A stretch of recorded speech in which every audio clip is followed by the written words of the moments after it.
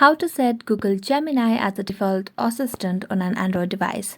Hello everyone, welcome to the channel. I'm Emily and I'm here to help you out today. So without any delay, let's get started. So first of all, launch the settings application on your device. Next, scroll down and tap on the Google option available over here below the MI account. Now as you do that, here you'll be able to see your Google services. Now all you have to do is just tap on all services, and as you do that, scroll down and tap on search, assistant and voice over here.